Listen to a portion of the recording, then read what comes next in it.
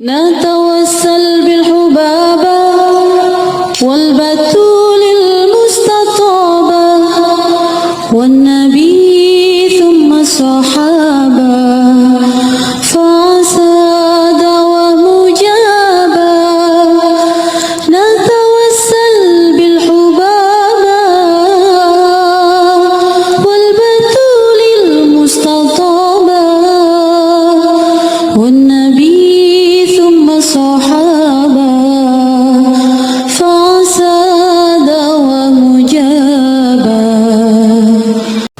Ibu-ibu, saya ceritain, saya menulis buku Bidadari Bumi berisi tentang perempuan-perempuan solehah, perempuan-perempuan yang seperti tema kita hari ini, layak dirindukan surga. Teman-teman saya sekalian, ketika masa pandemi saya menulis Bidadari Bumi yang kedua.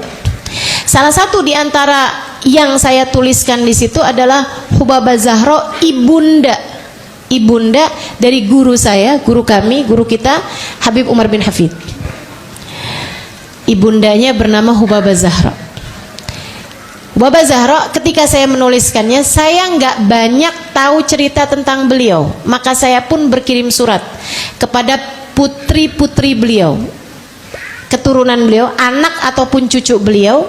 Saya kirimin surat untuk, boleh nggak nih, saya lagi nulis tentang Bidadari Bumi, bolehkah dituliskan cerita tentang Hubabah Zahra. Mereka pun menuliskannya. Ada teman saya yang menuliskannya, mendapatkan cerita dari putri-putrinya, tuliskan sama cucu beliau, kemudian dikirimkan kepada saya. Saya pun menuliskan buku Bidadari Bumi itu, salah satunya adalah Hubabah Zahra.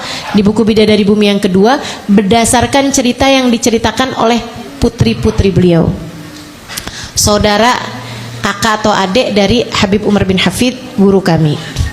Teman-teman sekalian saya muliakan, Hubabah Zahra pernah ditanya atau sering ditanya sama orang-orang, perempuan-perempuan, tentang gimana caranya biar punya anak orang-orang hebat, biar punya anak orang-orang mulia. Karena anak-anaknya Hubabah Zahra itu, teman-teman, anaknya yang pertama namanya Habib Ali Masyhur bin Hafiz, ya, adalah Mufti Tarim. Mufti Tarim pada zaman beliau hidup, beliau sekarang sudah wafat, ya. Habib Ali Masyhur itu orang yang sangat pandai sekali, ya, sampai diangkat sebagai mufti gitu. Mufti itu segala permasalahan umat sampai ke meja beliau. Anak laki-laki beliau yang bungsu, Habib Umar bin Hafid, kita tahulah seperti apa Sayyidil Habib Umar bin Hafid. Ilmunya, kemuliaannya, dakwahnya di seluruh penjuru dunia gitu. Sampai fotonya ada banyak tuh, ya, di rumah-rumah orang gitu kan, termasuk di rumah saya sendiri gitu. Foto beliau lebih besar saya taruh daripada foto suami saya. Teman-teman sekalian, jadi banyak orang bertanya kepada Hubabah Zahra, gimana caranya punya anak-anak yang luar biasa gitu, gimana caranya punya anak yang soleh solehah. Putra putri beliau soleh solehah, semuanya anaknya banyak, semuanya soleh solehah. Beliau bilang sambil senyum, ini ya Hubabah Zahra, ya, salah satu dari yang saya ingat. Saya kalau ingat Hubabah Zahra selalu ingat wajah beliau yang senyum. Sampai sekarang saya nggak tahu wajah beliau kalau lagi nggak senyum tuh kayak gimana. Dari selalu tersenyum kepada siapapun, senyum aja, lebar banget senyumnya, masya Allah. Beliau ditanya gimana caranya biar punya anak soleh soleha. Beliau sambil senyum jawab, gampang kok. Kamu aja sebagai ibunya yang solehah, anak akan belajar caranya menjadi solehah dari perilakumu.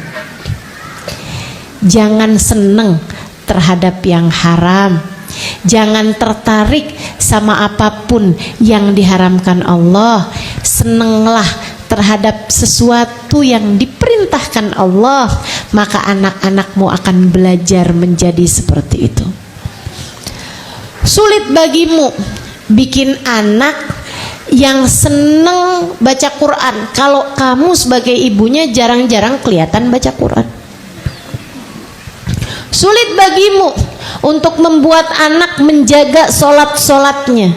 Jika kamu di saat datang waktunya sholat depan TV nggak kelar-kelar, diajakin sama suaminya sholat yuk, mau bilang nanggung nih, sinetronnya bentaran lagi. Berapa lama lagi? 40 menit. Sulit bagimu untuk bisa bilang kepada anak-anakmu, nak, kalau mamah lagi ngomong tuh didengerin, jangan pegang HP mulu. Kalau kamu di saat anak-anakmu lagi ngomong, kamu juga sibuk pegang HP.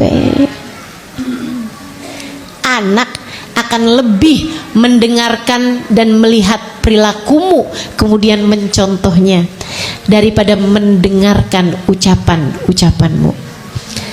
Apa yang diambil anak-anak Hubabah Zahra dari Hubabah Zahra? Nih, dengerin cerita saya. Putri beliau cerita, katanya, saya sebagai anak, saya lama tinggal sama Hubabah Zahra, maksudnya memang tinggalnya sama Hubabah Zahra sampai dengan menikah baru tinggal sama suaminya.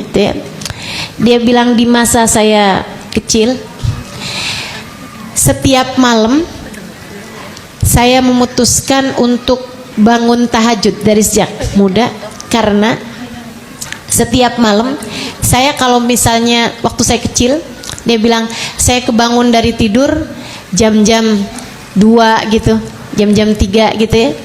Dia bilang saya akan keluar ke dapur karena haus misalnya, saya lewatin kamarnya Umi, sering sekali mendengar suara isak tangis Umi.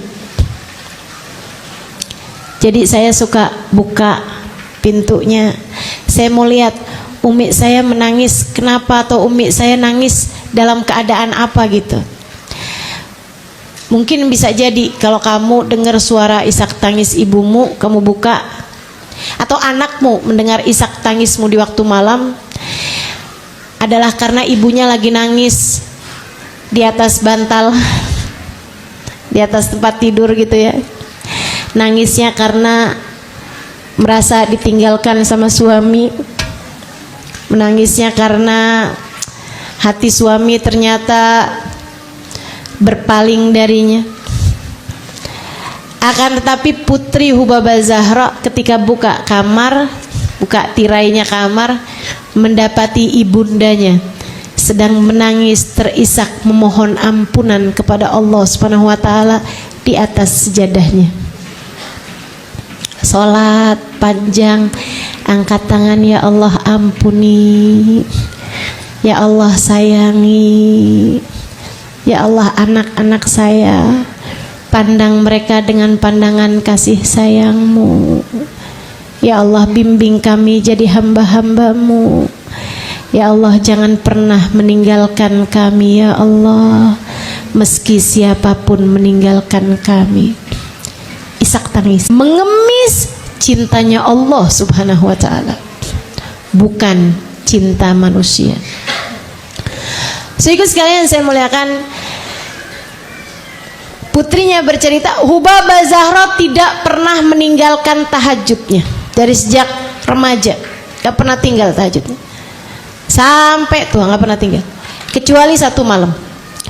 Ada satu malam di mana beliau badannya sedang kurang sehat dan juga kesibukan hari itu yang luar biasa, tidurnya agak larut, sehingga beliau pas bangun waktunya azan subuh. Jadi beliau udah bangun karena azan subuh. Azan subuh berkumandang dari masjid yang memang sebelahan sama rumah beliau, yaitu Masjid Muhdar. Rumah beliau sebelahan sama Masjid Muhdar. Nah itu beliau bangun, teman-teman sekalian, gemeteran badannya, nyaris gak bisa berdiri karena gemeteran. Bangun dalam keadaan gemetar, kemudian menangis gak berhenti sambil bilang, azan al-fajr, udah azan nih, subuhnya udah datang nih, magumtul lailah, malam ini saya gak bangun tahajud, malam ini saya gak bangun, ya Allah maafin Zahra, ya Allah samihni, ya Allah maafin Zahra, ya Allah Zahra gak bangun tahajud malam ini, maafin Zahra, ya Allah maafin Zahra. Gemeteran lututnya, lututnya, nyaris nggak bisa menuju kamar mandi karena gemeteran lututnya akibat tidak bangun malam hari tersebut. Beliau menuju kamar mandinya, wudhu dalam keadaan gemeteran badannya, sholat taubat terlebih dahulu sebelum mengerjakan sholat sunnah qobliyah subuhnya. Taubat, nangis kepada Allah.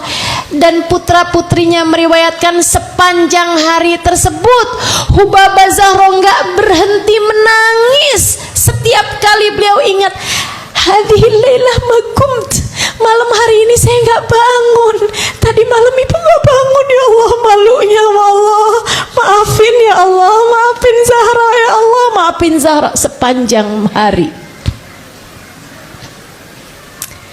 hanya karena meninggalkan tahajud yang merupakan ibadah sunnah, bahkan bukan wajib. Bagaimana dengan dirimu yang bahkan kunut dijemur nggak ada perasaan menyesal sama sekali? Sholat subuh, udah siang, ya ampun belum subuh, tanpa ada perasaan menyesal. Teman-teman saudaraku sekalian yang saya muliakan, tuh anak mencontoh. Anak melihat orang tua yang seperti itu faham bahwa hidup harus bersama dengan Allah, bahwa hubungan yang paling penting saat kita hidup di dunia adalah hubungan antara kita dengan Allah Subhanahu wa taala. Selagi Allah ridho, tak mengapa kamu dikasih sedikit kesulitan. Selagi Allah ridho padamu, tak mengapa kamu dikasih sedikit transferan.